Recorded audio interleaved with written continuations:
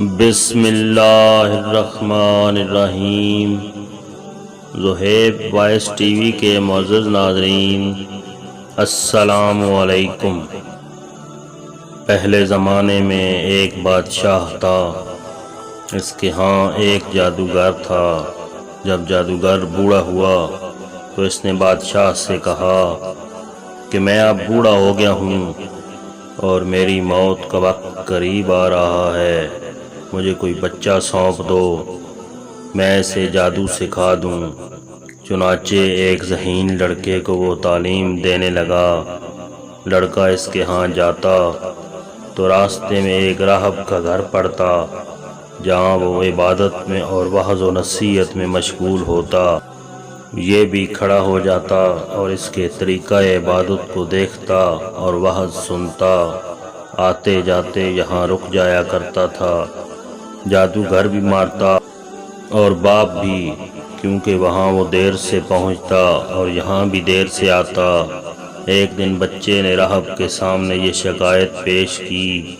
راہب نے کہا، جب جادوگر تم سے پوچھے کہ کیوں دیر ہو گئی تھی تو کہنا کہ گھر والوں نے روک لیا تھا، اور گھر والے پکڑیں تو کہنا جادوگر نے روک لیا تھا۔ یوں ہی ایک زمانہ گزر گیا کہ ایک طرف وہ جادو سیکھتا تھا اور دوسری طرف کلام اللہ اور دین اللہ سیکھتا تھا۔ ایک دن یہ دیکھتا ہے کہ راستے میں ایک زبردست ہیبت ناک سانپ پڑا ہے جس نے لوگوں کی آمد و رفت بند کر رکھی ہے۔ سب لوگ ادھر ادھر پریشان کھڑے ہیں۔ اس نے اپنے دل میں سوچا کہ آج موقع ہے کہ میں امتحان لوں۔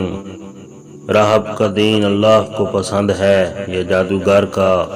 اس نے ایک پتھر اٹھا کر اور یہ کہہ کر اس پر پھینکا کہ اے اللہ، اگر تیرے نزدیک راہب کا دین جادوگر کی تعلیم سے زیادہ محبوب ہے تو اس سانپ کو اس پتھر سے ہلاک کر دے تاکہ لوگوں کو اس بلا سے نجات مل جائے۔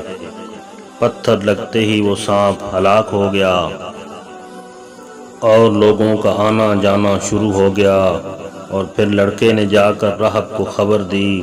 اس نے کہا، پیارے بچے، آج کے دن تو مجھ سے افضل ہے، اب اللہ کی طرف سے تیری آزمائش ہوگی۔ اگر ایسا ہوا تو لوگوں کو میری خبر نہ کرنا۔ اب اس بچے کے پاس حاجت مند لوگوں کا تانتا لگ گیا۔ اس کی دعا سے مادرزاد، اندھے، کوڑی، جذامی اور ہر قسم کی بیمار اچھے ہونے لگے۔ بادشاہ کے ایک نابینا وزیر کے کان میں یہ بات پڑی۔ وہ بڑے تحفے تحائف لے کر حاضر ہوا اور کہنے لگا کہ مجھے شفا دے دے تو یہ سب کچھ تجھے دے دوں گا۔ اس نے کہا کہ شفا میرے ہاتھ میں نہیں، میں تو کسی کو شفا نہیں دے سکتا۔ شفا دینے والا اللہ وحدہ لا شریک ہے۔ اگر تو اس پر ایمان لانے کا وعدہ کرے تو میں دعا کروں۔ اس نے اقرار کیا۔ بچے نے اس کے لیے دعا کی، اللہ نے اسے شفا دے دی۔ وہ بادشاہ کے دربار میں آیا اور جس طرح اندھا ہونے سے پہلے کام کرتا تھا اسی طرح کام کرنے لگا۔ اس کی آنکھیں بالکل روشن تھیں۔ بادشاہ نے متعجب ہو کر پوچھا کہ تجھے آنکھیں کس نے دی؟ اس نے کہا، میرے رب نے۔ بادشاہ نے کہا، ہاں، یعنی میں نے دی ہیں۔ وزیر نے کہا، نہیں، میرا اور تیرا رب صرف اللہ ہے۔ اب بادشاہ نے اس کی مار پیٹ شروع کر دی اور طرح طرح کی تکلیفیں دیں اور پوچھنے لگا، تجھے یہ تعلیم کس نے دی؟ آخر اس نے بتایا کہ میں نے اس بچے کے ہاتھ پر اسلام قبول کیا ہے۔ اس نے اسے بلایا اور کہا کہ اب تم جادو میں کامل ہو گئے ہو، اندھوں کو دیکھتا اور بیماروں کو تندرست کرنے لگے ہو۔ اس نے کہا، غلط ہے، میں کسی کو شفا نہیں دے سکتا، نہ جادوگر ہوں، شفا اللہ کے ہاتھ میں ہے۔ وہ کہنے لگا، اللہ تو میں ہی ہوں۔ اس نے کہا، ہرگز نہیں۔ بادشاہ نے کہا، پھر تو میرے سوا کسی اور کو رب مانتا ہے؟ اس نے کہا کہ میرا اور تیرا رب اللہ ہے۔ اس نے اب بچے کو طرح طرح کی سزائیں دینی شروع کر دیں، یہاں تک کہ اس راہب کا پتہ لگا لیا اور راہب کو بلا کر کہا کہ اسلام کو چھوڑ دے۔ اس نے انکار کیا تو بادشاہ نے اسے آرے سے چروا دیا۔ پھر اس نوجوان سے کہا کہ تو بھی دین اسلام سے پھر جا۔ اس نے بھی انکار کیا تو بادشاہ نے اپنے سپاہیوں کو حکم دیا کہ اسے فلاں پہاڑ کی چوٹی پر لے جاؤ، وہاں پہنچ کر بھی اگر یہ دین سے باز آ جائے تو اچھا ہے، ورنہ وہیں سے لڑکا دینا۔ چنانچہ سپاہی اسے پہاڑ کی چوٹی پر لے گئے۔ جب اس سے دھکا دینا چاہا تو اس نے اللہ سے دعا کی، اے اللہ، جس طرح تو چاہے مجھے اس سے نجات دے۔ اس دعا کے ساتھ ہی پہاڑ ہلا اور سب سپاہی لڑک گئے، صرف وہی بچہ ہی باقی رہا۔ وہاں سے بادشاہ کے پاس گیا۔ بادشاہ نے کہا، یہ کیا ہوا؟ میرے سب سپاہی کہاں ہیں؟ بچے نے کہا، اللہ نے مجھے بچا لیا، وہ سب ہلاک ہو گئے۔ بادشاہ نے اپنے دوسرے سپاہیوں کو حکم دیا کہ اسے کشتی میں بٹھا کر لے جاؤ اور سمندر میں پھینک آؤ۔ یہ لوگ اسے لے کر چلے گئے۔ جب سمندر کے بیچ میں پہنچ کر اسے پھینکنا چاہا تو پھر وہی دعا کی، اے اللہ، جس طرح تو چاہے مجھے ان سے بچا۔ دعا کے ساتھ ہی موج اٹھی اور سارے کے سارے سپاہی سمندر میں ڈوب گئے، صرف وہی بچہ باقی بچا۔ پھر وہ بادشاہ کے پاس آیا اور کہنے لگا، میرے رب نے مجھے بچا لیا، اور اے بادشاہ، تو چاہے کتنی تدبیریں بھی کر لے، تو مجھے ہلاک نہیں کر سکتا۔